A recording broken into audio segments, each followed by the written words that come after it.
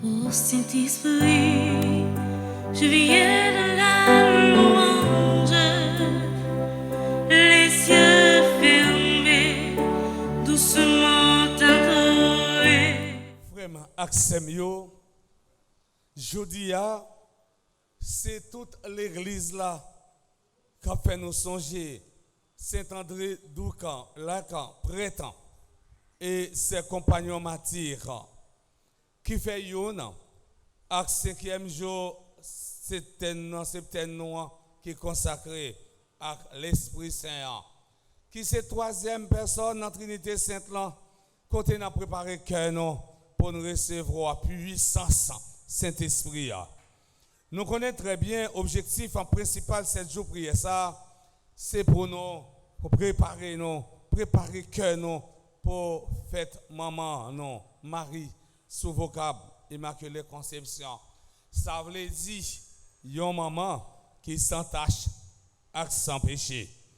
C'est certains côtés n'a purifié et puis sanctifié non. Mais tout certains ça c'est yon temps côté là que nous dans prière et nous connaissons très bien qui est important sans la prière à gagner dans la vie nous comme petit bon Dieu, comme chrétiens. Nous-mêmes, peuple haïtien, nous avons obligation pour la prière parce que bagayo, il y a mal marché pour nous, il y a mal fonctionné dans le pays nous. Les situations la vie a fait nous décourager, celle recours nous gagnons, celle force que nous gagnons, c'est la prière parce que la prière c'est une clé qui est capable d'ouvrir toute porte. Nous sommes capables de dire tout, la prière, c'est une source qui pourrait faire force nous, en tant que petit bon Dieu, en tant que petit bon Dieu. Et c'est celle qui permet nous continuer à vivre l'amour bon Dieu et arriver à vivre dans toute intégralité. Souvent nous dit, c'est grâce à la prière, nous arrivons jouir qu'est sensible bon Dieu. Nous arrivons joindre miséricorde en bon Dieu, malgré tout manquement nous, et toute faute nous, parce que bon Dieu n'a pas adoré, c'est un bon Dieu qui est sensible, c'est un bon Dieu miséricorde. Chers internautes, mes frères, mes sœurs, que nous dit la parole de Dieu, où l'Église fait mémoire de Saint André Lacan, prêtre et ses compagnons martyrs. Dans l'évangile du jour, Jésus parlait à ses disciples de la destruction de Jérusalem et de son retour. Nous disons dans le credo, il reviendra dans la gloire pour en juger les vivants et les morts. On peut s'arrêter sur le contexte historique de ce texte. C'est l'entrée triomphale de Jésus à Jérusalem. Ce que nous célébrons le dimanche des rameaux. Jésus est arrivé au terme de sa mission. C'est sa dernière visite à Jérusalem. Dans ce récit, Jésus donne des avertissements en indiquant les signes qui accompagneront son retour. Il a souvent dit, proverbe créole ça, malais averti, patrouiller kokobé. Oui. Malais averti, patrouiller kokobé, mais litouiller égaré. Malais averti, pas capable de trouver kokobé, parce que tout kokobé, depuis au fin averti, il peut chercher un côté, mettre koyo, mais la guerre averti, litouiller, moun qui est égaré. Voyons de façon successive les avertissements donnés par Jésus. Premier avertissement, Jésus annonce de façon dramatique la destruction de Jérusalem.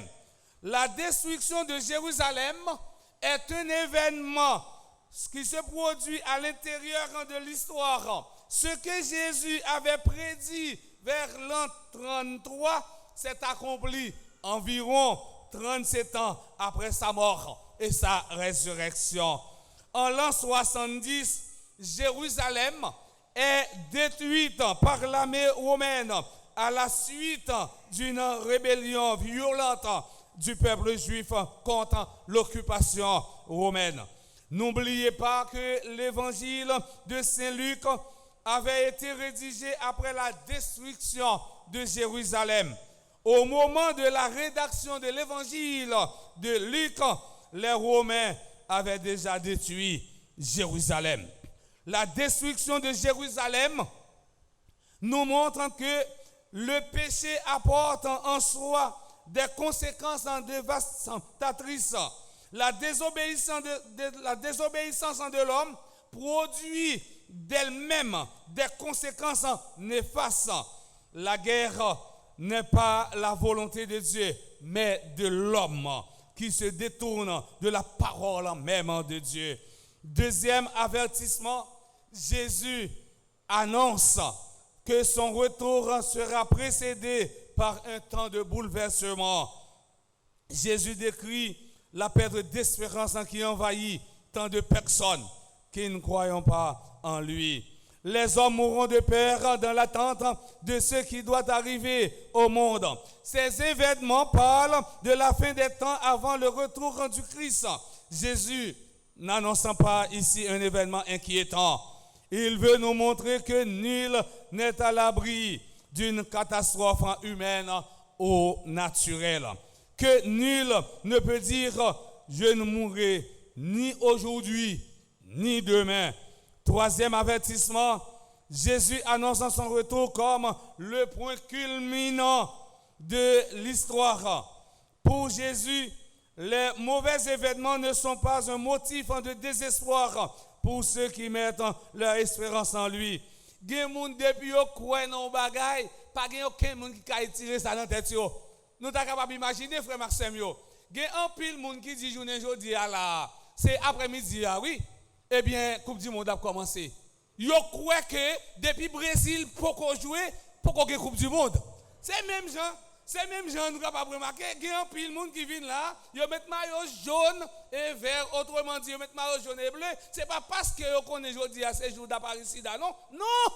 C'est parce que c'est aujourd'hui à Brésil à jouer. Nous sommes capables de remarquer dans le temps nous là, il y a madame qui est tout au Brésil. Parce qu'elle connaît, elle a confiance. Li croit qu'elle pas capable dire après-midi faut me dire nous football là sont jouets liés gain équipe cap gain mais faut gain perdant tout oui et faut que nous commencer membrer nous pour si nous pour ne pas perdre désespoir et même Jean tout croyant pas capable perdre désespoir non bon Dieu chrétien pas capable désespérer chrétien faut toujours gagner ça l'espérance parce que nous dit l'espérance est divine. Voilà pourquoi, mes frères et mes sœurs, les croyants ne devront pas avoir peur.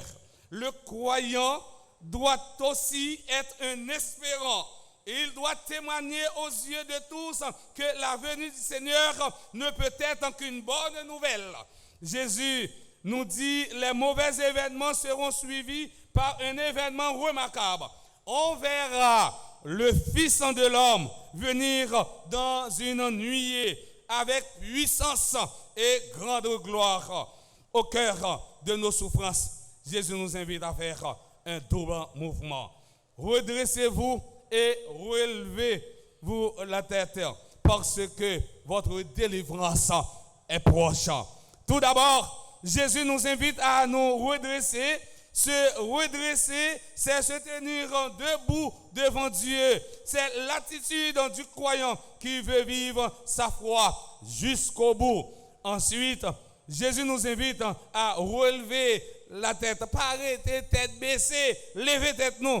Relever la tête, c'est tourner notre regard vers Dieu et non pas baisser les yeux sur notre monde. Relever la tête, c'est une invitation à nous interroger et à ne pas perdre la foi. Au cœur de nos souffrances, mes frères, mes sœurs, il ne s'agit pas de vivre dans l'angoisse, mais de demander à l'Esprit Saint de nous aider à comprendre les signes des temps. Relever la tête, c'est entrer dans la confiance, dans l'espérance. C'est là une première libération. C'est le chemin vers la délivrance. Au cœur de nos souffrances, il faut relever la tête et faire confiance à Dieu. L'erreur paraît en haut ou paraît en bas. c'est là ça où doit gagner plus confiance dans mon Dieu. C'est la nuit qu'il est beau de croire à la lumière. Gagne un niveau fait noir arriver ou mettre qu'on est jour pas trop loin arriver face aux adversités. Efforçons-nous de rendre gloire à Dieu. Les mauvais événements ne doivent pas nous accabler, mais bien au contraire, nous faire nous retourner vers le Seigneur. Mauvais moments, pas doué, faire nous décourager, mais de préférence, il doit faire nous venir plus jam, plus ferme, gagner plus confiance dans bon Dieu. Mauvais moment pas qu'à plus fort passer la prière nous. Mauvais moment pas plus fort passer remet bon Dieu gagné pour nous tout avec nous chaque. Difficulté pas plus fort passer puissance en bon Dieu. Satan pas plus fort passer bon Dieu. Voilà pourquoi les mauvais événements de ce monde ne doivent pas être une occasion de peur, mais de joie et de fierté pour les justes. Car notre délivrance sera enfin arrivée. Jésus nous assure qu'il reviendra avec puissance et grande gloire. Personne ne sait ni le jour ni l'heure de la fin du monde. Mais ce qui est sûr pour nous chrétiens, la vie nous pas capable de passer mal. Ça c'est assuré ça que nous gagnons comme chrétiens. Jésus nous invite à faire un examen de conscience. Quelle est la finalité de ma vie? La réussite en ce monde ou le salut de mon âme? Chers internautes, mes frères, mes sœurs, que cette célébration soit pour chacun et chacune de nous l'occasion d'examiner nos intentions. Que Saint André d'Aucranlac et ses compagnons martyrs intercèdent pour nous. Au nom du Père et du Fils et du Saint-Esprit.